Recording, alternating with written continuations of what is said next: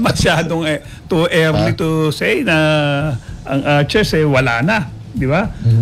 Yung mga nangyaring injuries naman sa dalawa kay Baclaan tsaka kay Macalalag, hindi naman parang career threatening na ano diyan, di ba? Sa ilong yata tinamaan niya siya, so mawawala lang ng ilang ano yan, pero makakabalik. And si Baclaan naman sprain ankle, di ba?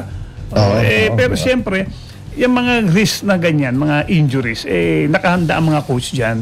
Okay? Kasi basketball yan may kapalit yan. Kaya nga minsan yung ikinalalakas pa rin ng team nandun sa bench Tsaka ikaw minsan pag nagre-recruit ka, di ba? You see to it na sa 15-man player kung pwedeng solid yung 15, solid na, di ba? Kung ano mangyari, okay, merong mga pumapalit O ngayon, kung sakasakaling wala kang luxury mga makakuha ng 15 magagaling, 10 man lang na matibay.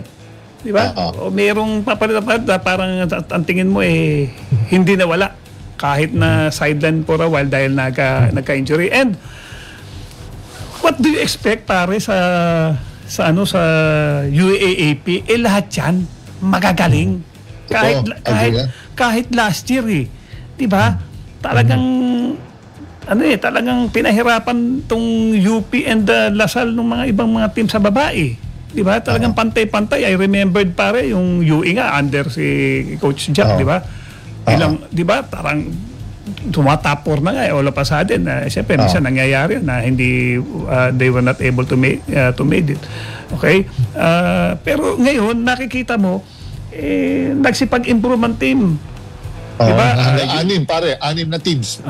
UST, Adamson, NU, UP. Diba? UP, ito nga, Lasal. O sino pang natin? Ateneo pa.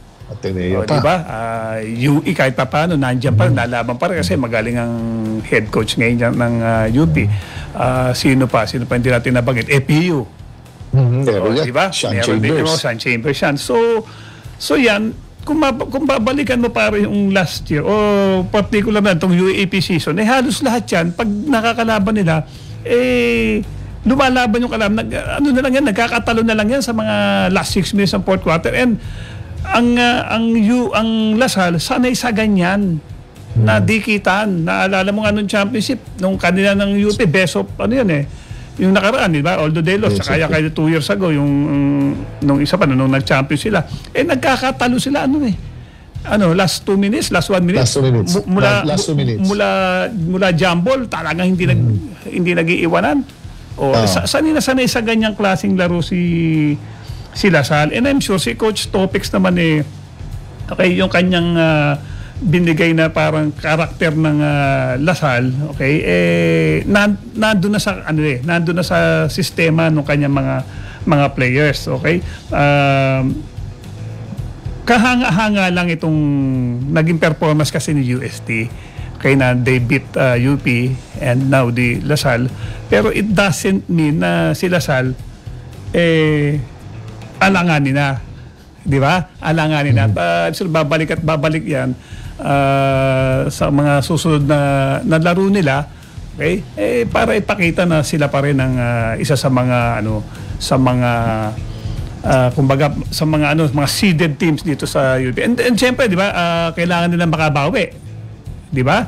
Makabawi din dahil nung last time they were beaten by UP sa finals. So contender pa rin naman sila. And siyempre, from there, doon sila ulit, hindi nila kailangan bumaba ang laro. Nangyari lang kasi dahil may injuries na nangyari dito sa dalawa. Pero sabihin, or kahit walang injury na nangyari at natalo, masyado pang masyado pang maaga. Okay, para sabihin mo na maano na. Tingnan natin.